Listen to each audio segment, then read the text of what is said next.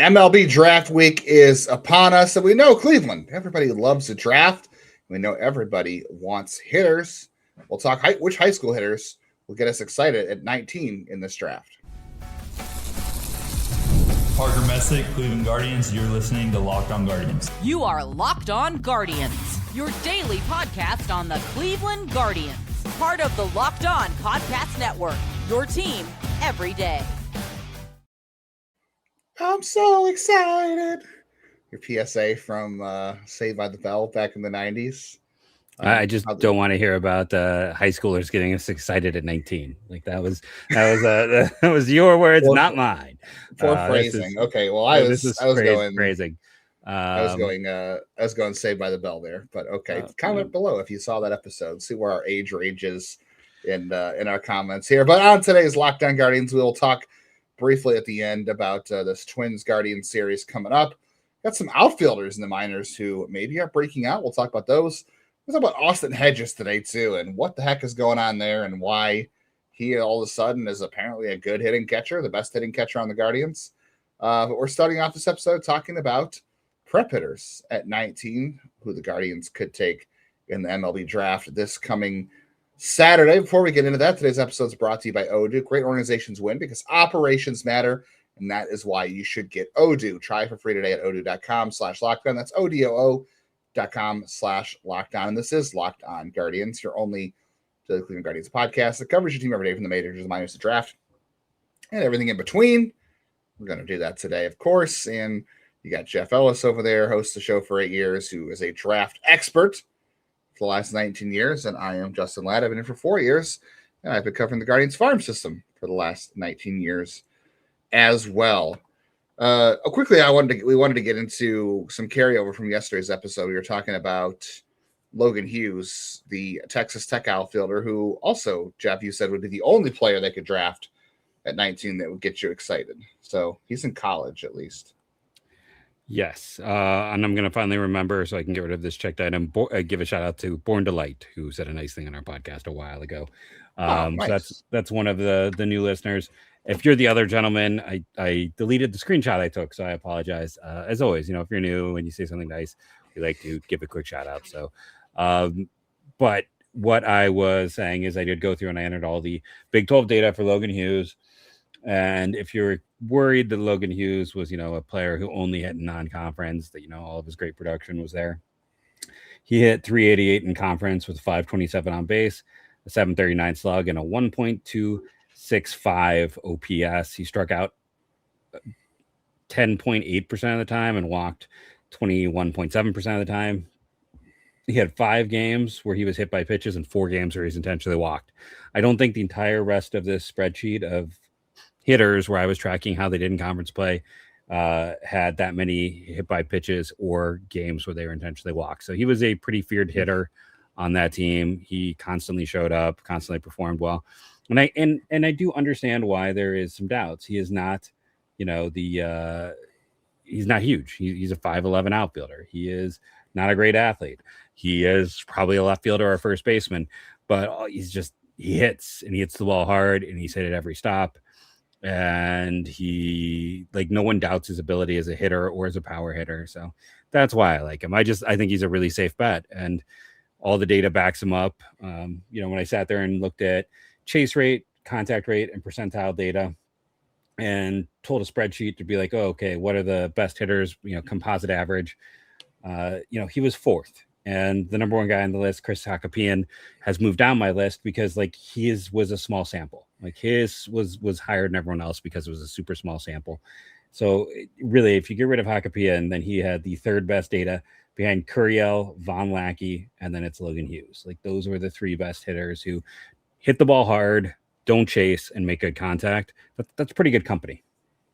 Yeah, that is good company for sure. Yeah, I mean, he's essentially this year's Devin Taylor. But it gets better competition even. Yeah, definitely gets better competition. What would you say? Let's say SEC, ACC, and then Big 12 or Big 12? Yeah. Okay, Big 12. SEC, then half a step, then ACC, then about 4 steps, then Big 12, then about 7 steps, then the Big 10. There's the SEC. There's 50 feet of crap. No, I mean ACC 12, and there's SEC are everything about a else. half a step. I would say half a step. That's a money ball. It's a money ball, right? I know, but I just in case anyone's out there, I'm letting people know. Let's talk prep hitters then. You and I were just kind of talking off air about some guys we're interested in, and guys we think are realistic. Maybe there's some guys that we like that probably won't be realistic targets for the Guardians at 19. I think the one we agree on most is Archer Horn. Archer Horn, I think, is a guy that will not be there at 59. I know he's not ranked as high on some boards where on team boards, and he is on boards out there. I'll say that. I am very confident in that. I agree with that too. And I think also some of the boards have not been updated too. The combine data was fantastic. I mean, hit the ball hard. I know you've got data you collected, at least from watching the broadcast, that showed he throws well. He was a pitcher. I'm definitely in on Archer Horn, left-handed hitting shortstop, who I believe he's somewhat young for the class. Is he not? Did he not just turn? He's 6'2". He's not a small kid. I didn't write up anything about his age, so he must not have turned that recently, or I would have mentioned it in mine. He'll be 18.4 years, so he's 18 and a half at the time of the draft. Basically, unless you're May or later, I don't mention it. His 90th percentile exit velocity at the combine was 105.7. His average, which I like to look at the average because some guys just absolutely sell out, and they'll get, because the 90th percentile is just whatever your best one hit is. And it's like, I mean, I'm trying to remember who I was looking at where like his average launch angle was over 30. I'm like, that's not great. That's not what I want to see, because 30 is too high. And, so it's a big thing to me, someone like Archer Horn, where his average exit velocity is over 100. So he's consistently getting there. The swing is not just like, hey, he popped it once. It is a consistent hard hit swing. His arm was very strong from short. And I got to look. I think there's some bloodlines with him, but I didn't write it, so that may not be the case. His dad might have been drafted or something like that at some point. But yeah, he hit the ball hard. I know everyone's like, they don't need shortstop, but they do. They don't have any shortstops in the system. It's a really bad system for shortstops right now. There is nothing coming up outside of Angel Hanao. Like, that's after him. It's nothing. Go listen to our why can't I think of what our draft is, where our prospect draft to see how hard it is to find shortstops in this system. Yeah. So like Horn is he's in that point. The other Stanford commit with him is Tyler Spangler, who did not have a great combine, but was like his first time playing in a long time. He basically missed the whole season with a back injury. There was also, let's just be honest, put straightforward, there was an issue with a hazing ritual that occurred on his team that got him and a few of the other seniors. They had to they essentially had to forfeit their first, few games of the year. I mean, he wouldn't have played anyways, but there was like a lot of little things. He's just not all the way back. That much is clear. He's not all the way back. He's not healthy. He looked a little tentative, but he was a player who was, third, fourth.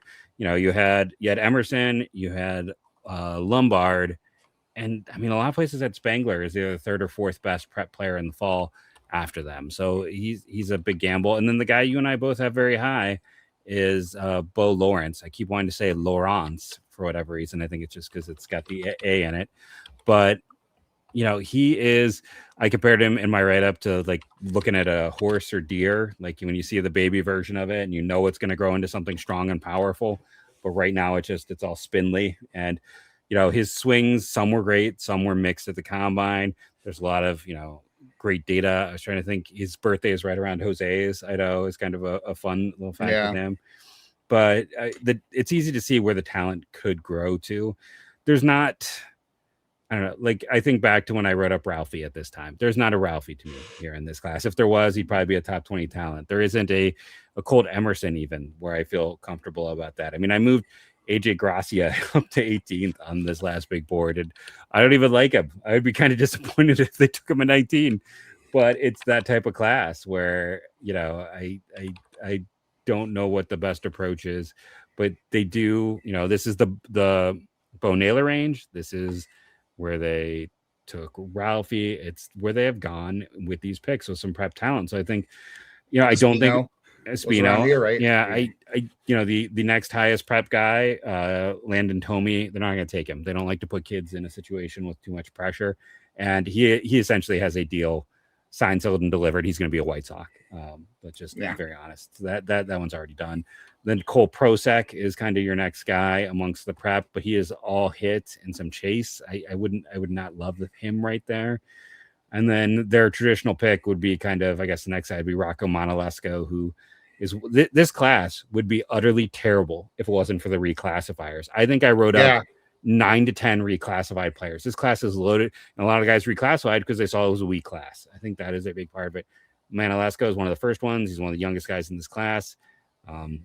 He just turned 17 at the start of May. Of May, he turned 17. So he had he had a good combine too. Yeah, he had a good combine. He had an up and down spring though, but he's a big kid for a kid who's basically 16. He's 6'3" already. So there's some interesting talent there as well. Yeah, we'll talk more about some of the high school hitters we've got in mind. There's a couple of names we haven't gotten to yet that could be options at 19. We'll see where we maybe disagree on some of these players. We'll get to Austin Hedges' weird, awesome season, a couple of minor league outfielders to talk about, and then Guardians and Twins coming up today.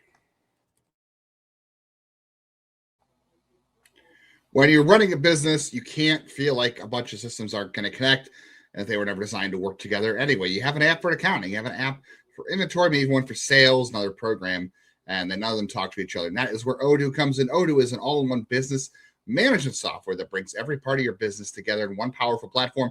So it's going to give you sales and inventory, accounting, marketing, everything that works in one place. It's going to help your team move so much faster, stay organized, and focus on the business instead of managing all of your software. The best organizations know that success is not just about talent, right? It's about having everyone work together on towards the same goal. It's true in sports, just like it is in business. The Guardians are still working towards trying to survive the next couple weeks without Jose Ramirez and Angel Martinez will be back after the All-Star break. And they're trying to find the right pieces to fit. And they all need to talk to each other. Maybe some of those pieces aren't the best fit right now, but they're doing the best they can. And the communication is so important because great organizations win because operations matter. That's why you should get Odoo. Try for free today at odoo.com/lockedon. That's odoo.com/lockedon.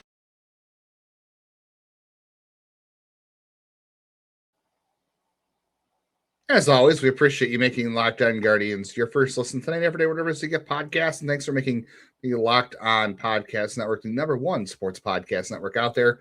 Could not do it without you. Could not show up every day and do this without the entire community and the support you provide. If you want more of the show, more Guardians talk, more insights, you can check out the Everydayer Club. Not only does it get you ad-free access to the audio versions of the show, but you also get the private listener Discord as well, where you can talk to other Guardians fans in there. Myself, Jeff, which will be, I think certainly important during draft time and the trade deadline. And there's other channels in there as well for every single Locked On show. You can go check that out at lockedonguardians.supercast.com. Check the link in your show notes. You can start a 7-day free trial when you sign up. So let's see. We talked about Spangler. I think Spangler and Archer Horn to me are like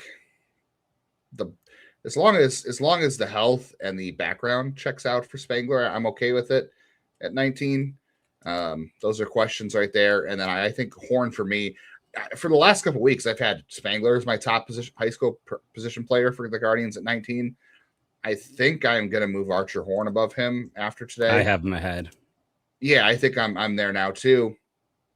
I think Bo Lowrance for me is somewhere 3, maybe. I'm not sure. Where are you at on Trey Ebel? Because I kind of like 70s. The swing. Yeah, I know people talk about him moving up the board. I know he's got the bloodlines, and I thought he was a good defender at the combine. Like, he looked really good. I thought it was inconsistent on the batted ball side, where I'm like, I don't know if he's a guy I'd go at 19, maybe 59, depending on what they do at 19. But I think I would be out on him at 19. Yeah, that'd be a very underslot. That'd be almost a Carson Tucker thing, because I want to point this out too, because we saw a couple mock drafts, like people saying this. Again, Jeff has done the research. I shouldn't say we, because Jeff has. The last 2 right-handed hitters the Guardians have taken in the first round are Carson Tucker and was it Danny Peoples? Danny Peoples was the last college right-handed bat they took. Yeah, and Carson Tucker was the last. Sorry. Yeah, and Carson Tucker was the last high school one. And then Clint Frazier before that. So it's just very, very rare that they take right-handed hitters in general. They've only drafted 4 right-handed college hitters in the history of their organization in the first round. Yeah. Yeah, the thing I'll say is I have Lowrance higher than Horn or Spangler. Really? Yes, yeah, because I there's kind of like You have Horn higher, you're saying? No, I have Lowrance. No. Lowrance is in the teens. The other two wow. are in the, Okay. Lowrance is significantly Wow. higher because the traits are there for more. Like I like Horn, but Horn is a little bit physically maxed out. What you see is what you get. He has good, Okay. not great exit velocities. Like if you're talking about, there's a chance for Lowrance to be plus hit and plus power. Horn, you're probably looking at 55, like above average hit, above average power. Like I don't think he's going to be a plus power guy. Now he could play shortstop, and I think he will, and that gives him more value. But I think Lowrance could play third base, and I think third base is an underrated position right now in baseball in terms of value. So that's where I kind of am on them. I also like, I'll be very honest. Like I kind of like the picks later, like certain, like I think you could have a day just signing random prep arms from like round 4 through 8. Like you and I have fought on Jack Riddell. I like him a lot more than you. I just think there's more there because he's never been in a good developmental program. But it's like a Jack Riddell. I mean, I like Cade Thompson a lot. It's like if they're not gonna go with one of the prep hitters, or the other way, like go crazy with a prep hitter. I'm like, who would be the craziest like guy? I mean, maybe if you want another guy who's all gawky and all future but knows how to hit in the box, maybe a little bit more polished, it's Connor Comeau, but I think he's probably a first baseman. But yeah, I mean, I'm not opposed to taking, because I think the value is so poor with this pick, I am not opposed to taking like a second round player, and it's not cheapness. When they take a second round player, it's so they can save that money and then go and get more bites of the apple. So then, if you took someone like Blake Bowen or Comeau or someone like that I have in the 60s, like then you go get Sean Duncan, you go get trying to think a Jerkson or an Ethan Washman or Logan Schmidt, Coleman Borthwick. Those guys are probably gone, but it's probably more like the Washman levels, the Herc Shorns, the Doug Watcher's kid, whose name isn't Doug. Doug Watcher was the Caden Wechter, Wechter. Sorry, not Watcher, Wechter. But it's like I think you could get a bunch of guys like the Wechter level. Washman, the kid who blew up the combine with his spin rates and things like that. I think you can get that. I mean, again, if it's not Logan Hughes, I'm very ambivalent. I mean, I'd be happy. Archer Horn, I'd be really happy with, honestly. I'd be happy with him and Bo Lawrence. I'd be happy with Spangler. I'd be like, oh well, it's a gamble. Like they're gonna gamble. They love to gamble. But where are you at then? These are two names that I think you and I maybe high school wise disagree the most. Is Jared Gridlinger, because I think you thought he was a hitter. I think he's a pitcher. Yeah, I still think he's a hitter, because he wouldn't be ranked in the teens for me if I thought he was a pitcher. Yeah, I know, because you don't like high school pitchers. I think Gridlinger is a pitcher. I would not send him out as a hitter. I would send him out as a pitcher. And then I really don't like Trevor Condon. I would stay away from Condon at I like Condon at 19. I think there's too much chase there. I don't think there's enough upside with the really, because he doesn't chase that much compared to some of the other guys whose chase you like that didn't bother you. Yeah, I don't know. Like he doesn't chase that much. It's my biggest concern. I think he's going to be in there. Like I said, I think he's going to be in there PD help, and that's what's he's stronger than PD. So my concern with Condon doesn't chase. Like that's one of the best things in his profile. He's got a strong knowledge of the zone. He hits the ball well. He runs well. He's physically maxed out. It's kind of like a Clint Frazier situation. He's not going to really add more. So that's why, like, I mean, I had him at 15th on my board, but then I dropped him because like Baseball America had reported that he was up to 106 with exit velocity. And they got picked up and ran with some of my friend sites, like the White Sox, James and them over there. But then at the combine, he barely was 102, and it's so that limited his, because if he was the other, like I think he's a legitimate chance as a plus hitter with 70 grade speed and playing a plus center. He's got a weird hitch with his swing too at the hands. There's a bit, but it's not as bad as some of the other ones. And I don't like movement, but that one didn't bother me as much. He loads up. It's a load up so he can explode forward.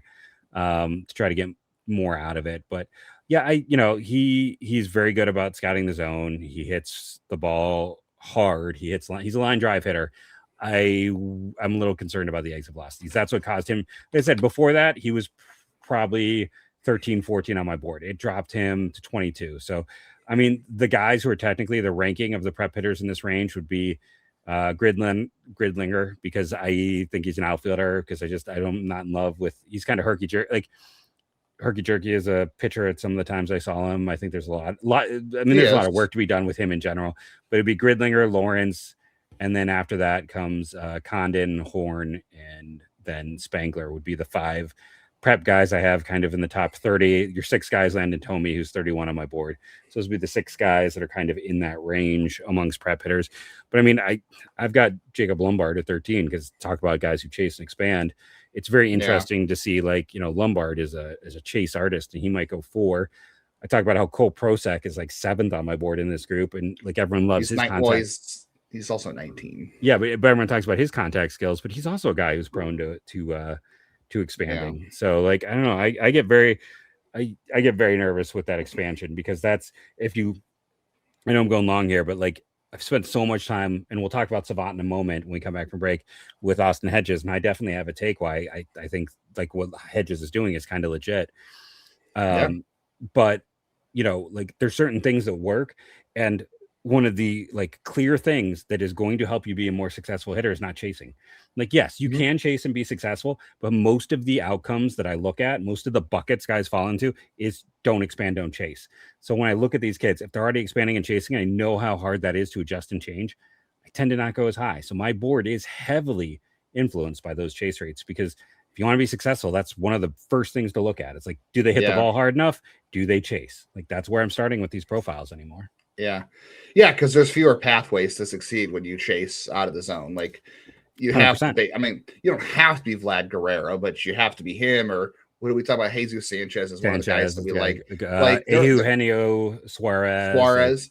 Yeah, you've got to hit the crap out of the ball, and you got to also take some walks too. I mean, if you're chasing out of the zone, like, you have to be able to sometimes.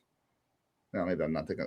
Didn't Suarez walk earlier? Maybe he's not now. I thought Suarez used to walk a lot more. Maybe he started chasing a little more. He had a lot of different versions of him. Like, he's a guy who and sometimes you have to do that as a major league hitter too, which is what Austin Hedges is doing right now. We're going to talk about that, a couple of other minor league outfielders, and we'll look ahead to this Twin Series coming up. Boy, there's a lot of data collection in the world, right? Not just baseball, but everything we do. If you probably noticed that you search for something online and the ads start following you wherever you go, you've been traveling maybe, and you've been on a website or trying to watch a game. Normally you do it at home, and it says the content not available in your region. That's why more people are turning to Proton VPN, a secure VPN service designed for people who want more privacy, more security, more control over how they experience the internet. Helps your online activity, keeps it private, and protects data on public Wi-Fi, gives you access to the internet the way it should work, open, secure, on your terms. Unlike most VPNs, Proton is backed by strong European privacy laws, has a strict, independently no verified no logs policy, and built by a company focused on protecting users, not tracking them. Baseball, we do talk a lot about data and gaining an edge, controlling what you control, but that should apply online too. You should have the control, the tools that make a difference in your online experience. I know a lot of people have experienced blackouts if they're traveling, trying to watch a baseball game, let alone anywhere else, even if they're at home. So you want to check out Proton VPN. It's easy to get started right now. Proton VPN is offering our listeners 70% off for a 2-year plan. When you go to protonvpn.com/lockdown, that's Proton, PRTONVPN.com/lockdown for 70% off your 2-year plan. It's Proton PTN at Lockdown MLB.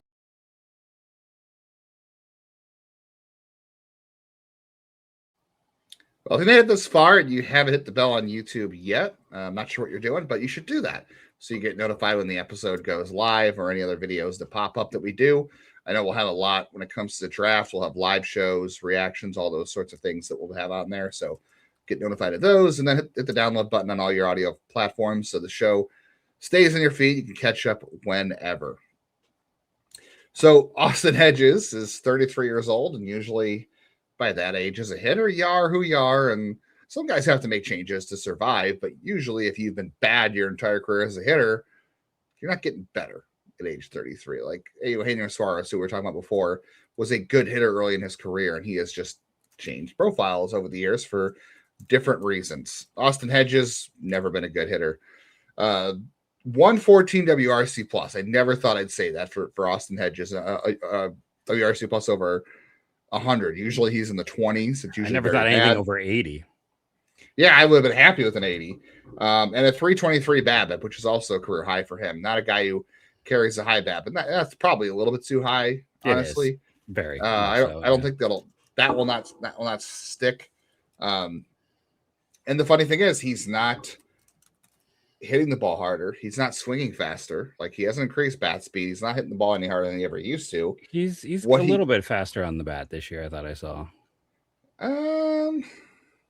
Let's go to the data, because I was checking the other day, and no, his bat speed's down from a year ago. I was looking at his max. His max is up. Sorry, that's my fault. Max, okay. I mean, his fast swing rate is pretty low this year. His fast swing rate was actually higher a year ago, so it's actually way lower than it was a year ago. The biggest changes, if you're watching on YouTube, you'll get the benefit of this here. I'm showing launch angle. You gonna talk launch angle or? No, it's a screenshot. Actually, his launch angle is really bad. If you're talking about fly balls, it is, but it isn't. I think that is one of those debates we can have. It's yes. Well, it's not. It's good for him, but it's bad in terms of what we would normally say. So you see here, if you're watching on YouTube, this is 2025. He is standing pretty much even on the plate.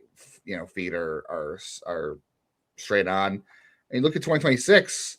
He's hitting from a very wide open stance now. I checked it out. It is a 39. He is changing his stance from 13 degrees to 29 degrees in terms of feet placement. So opening his stance. The one thing he's doing better this year, Jeff, is he's maximizing his exit velocity. So he's not hitting the ball hard, but he's doing what is called squared up, which is essentially you're hitting the ball as hard as you possibly can based on how fast your swing is and how fast the pitch is. And you're essentially getting the highest output from both those things that you can based on those metrics.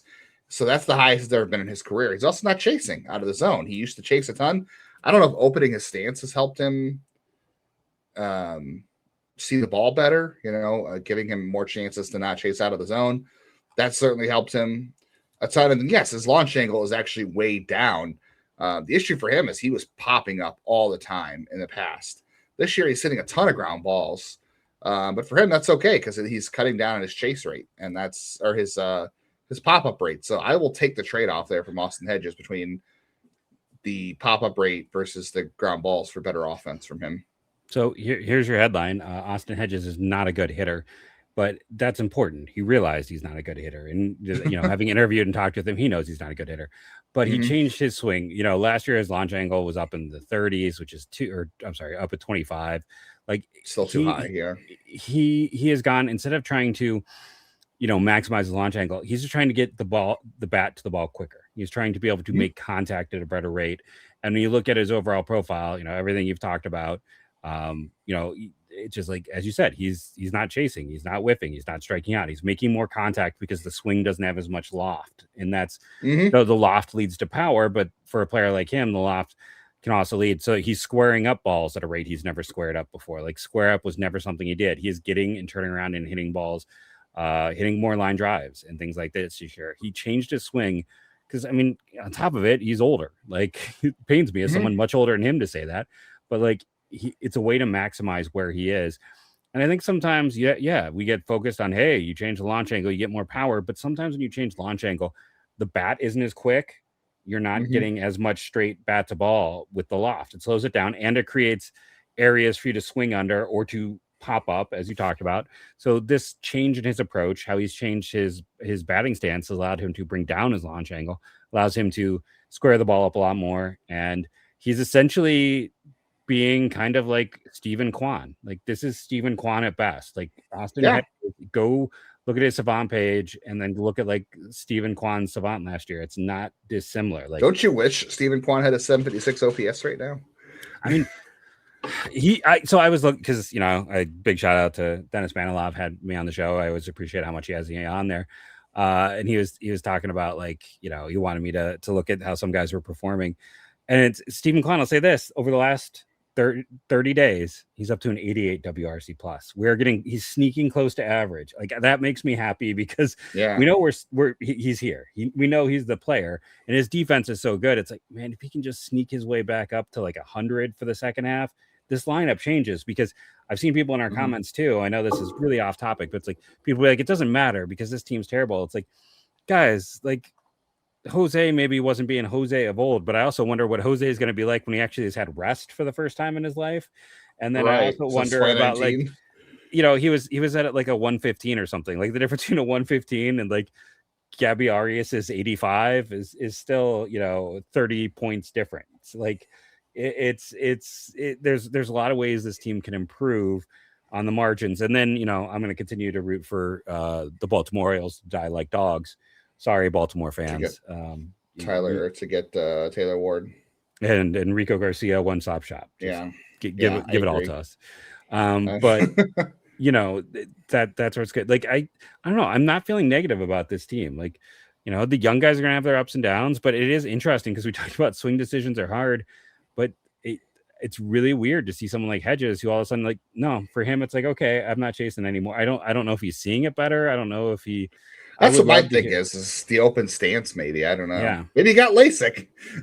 The Johnny Peralta. I just read someone who got LASIK. I think Lowrance D. Kennedy got LASIK, and it worked for him. Boy, it transformed him. I'm still interested in D. Kennedy. I got time for D. Kennedy as well. I got you and I agree on D. Kennedy. We got a lot of time for D. Kennedy in this year's draft.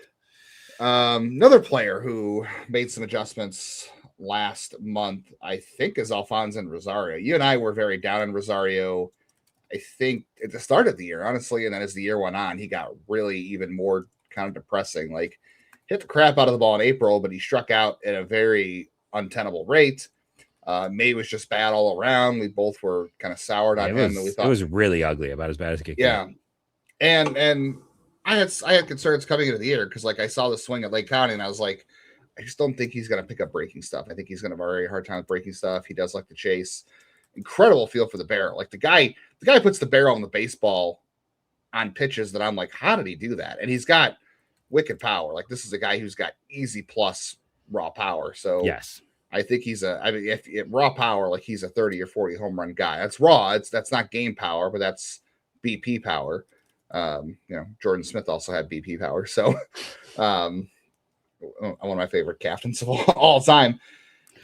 So I don't want to put too much stock into 1 month because Rosario had a putrid May and April.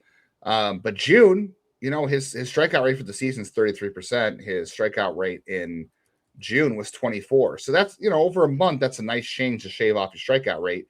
And he hits 6 home runs. And then we go into the first week of July and he's got 3 more home runs. The strikeout rate's down to 13%. I don't think that's going to stay. But this could be the start of a guy who's making some adjustments who, could warrant a move to AAA, whether or not they have room for him up there in the outfield. Also, could you entice somebody to buy in on the power? He's got a good arm. I don't know if he's a great fielder, but he's got two big tools. He can hit the snot out of the ball, and he has a big arm. That's going to play for some teams. Jonathan Rodriguez, if Rodriguez could ever get to his power. Which he's a better athlete than Rodriguez. Rodriguez is always a bit of a statue. True. I don't think Rosario is going to be a great defender, but he'll be good enough. But I mean, at the very least, he's an interesting trade chip for them. But I'm slowly buying back in. I think I need to see more, obviously. Yeah, I mean, I was ready to completely drop him off just because of some of the struggles. We're so high, but there's tools. There's tools there, and it's especially with some of the other injuries and other things. It's it was he's helping reestablish some value for sure. Yeah, I'll be very curious to see what happens in July, whether or not he goes to AAA. I know some people are going to say keep in AA. He's playing well, and don't risk him being bad in AAA, but I don't think teams it's July 7th and the trade deadline is 4.5 weeks away, not quite 5. Teams are not going to change their mind about a couple weeks in AAA. They already have the data on him. They already have the video on him. There is no such thing as showcasing. There is no thing as hiding. No such thing as hiding either. If there's a team out there that changes their opinion based on a 4-week sample size or a 3-week sample size in AAA, or that, I don't know, changes their mind because they have a certain evaluation on a guy who's a certain age or a certain time at a lower level, then I think you want to trade with them because they're going to make very bad decisions. That could be who's the team that makes really bad decisions right now? Is it the Orioles? Not the Orioles. There's a team out there that you can. Oh, it's the Giants. Duh, it's the Giants. Yeah, Giants. Yeah. Yeah, and Rosario actually does kind of fit their mold, so you never know. All right, we should probably take a look at this twin series, unless you got anything else on. Well, Rosario. I think in terms of time, we just might want to watch ourselves because we're already kind of. Yeah, I don't want to go. I would just say do a quick one here.